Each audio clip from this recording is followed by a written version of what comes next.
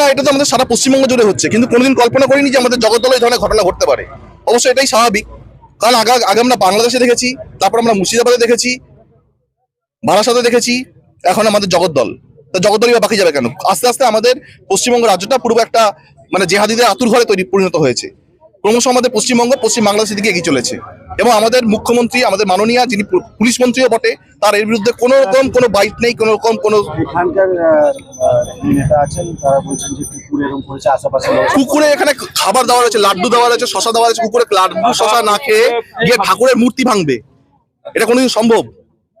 একটা কুকুর এসে কি লাড্ডু শশা না খেয়ে ঠাকুরের মূর্তি ভাঙতে যাবে, ঠাকুরের মুন্ডুচ্ছেদ করতে যাবে? বাইরে ফেলাছে, খুলে বাইরে ফেলাছে। তাহলে তো আরো ভালো।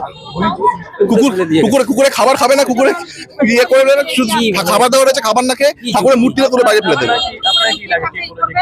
অবশ্যই জেহাদিরা করেছে। আমাদের তো পশ্চিম বাংলাদেশ হয়েই গেছে, এটা তো জেহাদিদের আতুরঘর হয়ে গেছে আমাদের পশ্চিমবঙ্গ।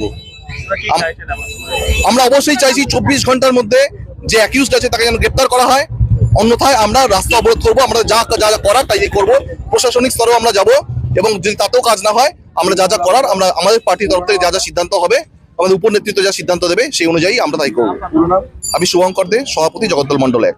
এরকমটা যদি হয়, আমরা সবাই জানি সিসিটিভি ফুটেজ আছে, সব থেকে বড় কথা ঠাকুরের ঘরটা এক জায়গায় স্থায়ী রয়েছে।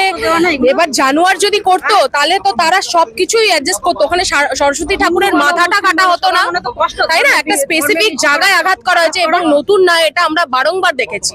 তো এরকমই ব্যাপার হচ্ছে, যখন এখানে দেখুন আজকে তৃণমূল সরকারের জেহাদি দ্বারা বারংবার হিন্দুদের ধর্মে আঘাত করা হয়েছে। আমরা তো কোথায়, এখানে সর্বধর্ম সম্মিলিত মানুষ বসবাস করেন এবং তাদের অনুষ্ঠান হয়, তারা শান্তিপ্রিয়ভাবে করেন। কিন্তু এখন আমরা দেখছি যে হিন্দুরা যে অনুষ্ঠান করছে, যে কোনো সনাতন সংস্কৃতির যে সমস্ত উৎসবগুলো, তাদেরকে ধর্মে বারংবার আঘাত আনা হচ্ছে। তাহলে এই প্রশাসন যদি এর সাথ দেয় এবং ঠাকুর তুলে নিয়ে গেছে, নিতান্তই এটা অপরাধজনক। এবার ওনাদের তো রাইট নেই ঠাকুরটাকে তুলে নিয়ে যাবার। 24 আওয়ার্সের মধ্যে যদি এটার ব্যবস্থা না নেওয়া হয়, তাহলে আমরা আন্দোলন বৃহত্তর থেকে বৃহত্তর আন্দোলনের ডাক দেব। মধুরিমা ঘোষ।